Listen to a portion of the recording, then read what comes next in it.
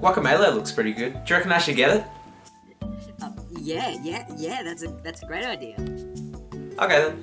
Ooh, $20. Nah, I'll get it anyway.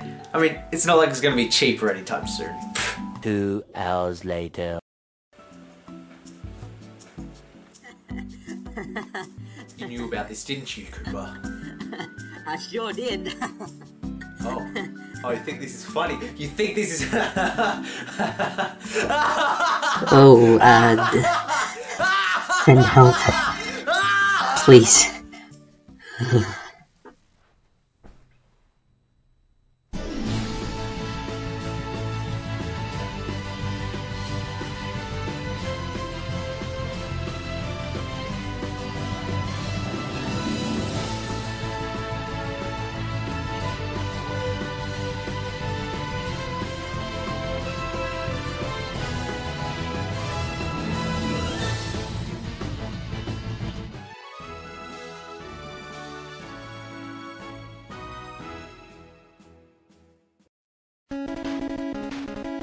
Shovel Knight is, well, a pretty good platformer.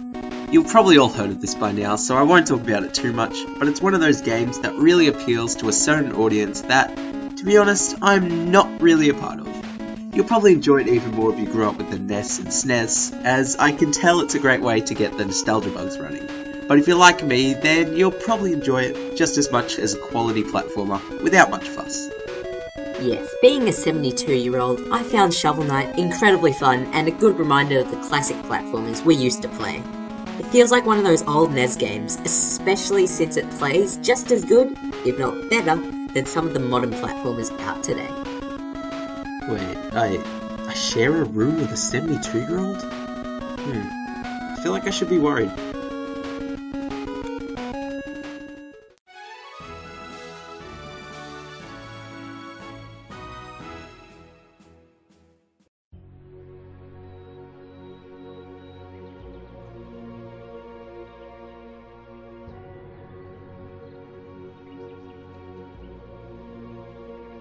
Now, everyone should be aware of this before purchasing Little Inferno.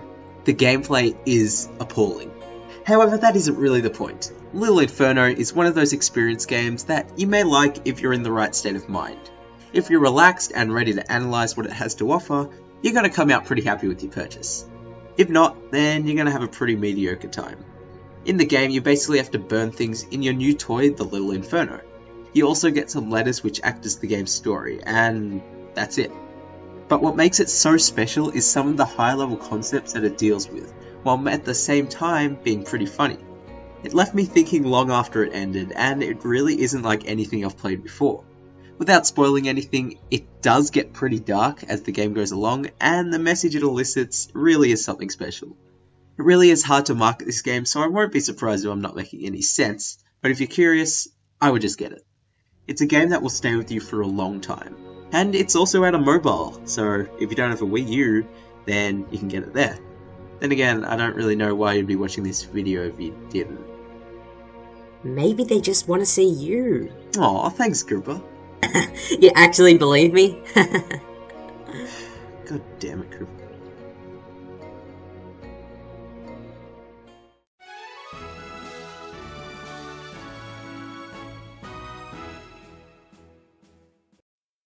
Alright, now we're really getting into the S tier of the eShop.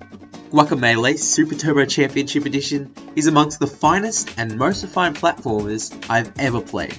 Not only will you be jumping around traversing the Metroid-like labyrinths, you can also unlock new attacks to help you fight enemies. However, what makes Guacamelee so good is how you actually use those abilities to move around and platform. For example, the first power you unlock is the Rooster Uppercut, which, is pretty good for bringing your enemies up into the air for a beatdown. However, here's the kicker. You can also use the uppercut almost like a double jump as well, something not many games do. The level design is built so flawlessly around these mechanics as well, making exploration so much fun. The gamepad is also a great feature, as I'm almost certain bringing up the map on other consoles could get very tedious. If you haven't experienced Guacamelee in any way, I suggest you do so. It really is just an incredible game, and I'm pretty sure the Wii U one is the best way to play.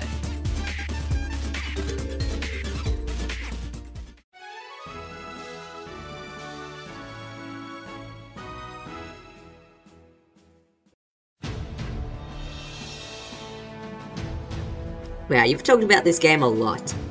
Yeah, well, I don't care. It deserves to be recognised. Child of Light can wow you in more ways than one. You may be blown away by its fantastic artwork, you may marvel at its wonderful soundtrack, you may get sucked into its mystical story, and you may even delve deep into its fresh battle system. The places where Child of Light succeeds is practically endless, and you can only really find anything bad if you're really nitpicking. Even to this day, I'm still shocked that this is an eShop game, as it has the production value and scale of almost a full retail game. The UBR engine used in Rayman Origins and Legends is also used and works just brilliantly. I can't say it enough, even if you're not actually a fan of RPGs, don't be scared off by Child of Light. It's accessible to everyone and easily makes it at number 2 on my list. You know, Fletch, everything you've said before. Twice, actually. No, I oh yeah. Yeah, you're right. Oh well.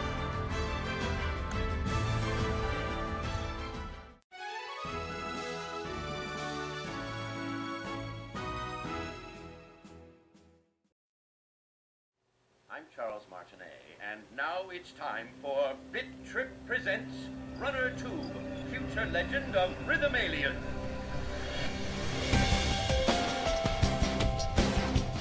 Runner 2. Oh wow, what a game!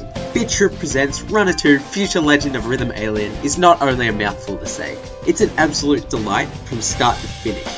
When you play through a stage, you usually find yourself dying a lot, as if the stage was impossible. But as you repeat it, you start getting further and further, until you finally beat it. The sense of fulfillment as you shoot out of that finish cannon is unmatched. It's difficult, yes, but I never really got frustrated. The stages are just so much fun, and every single slide, jump, block, and kick feels like you're doing, and yours alone. If you stuff up, it's your fault, not the game's, and you know that once you've experienced it. But the absolute best thing about Runner 2 is the music, and how it matches what you're doing on the screen. Every action is timed with the obstacles, making you feel like you're composing the music. It also manages to help you as it acts almost as an audio cue, and simply gets you into the groove. Its personality is so memorable and infectious, especially because every time you open the game, you're greeted with Charles Martinet, the voice of Mario. Instant 10 out of 10. So if you haven't noticed, Runner 2 is pretty fantastic, and it is an absolute essential to all Wii U owners.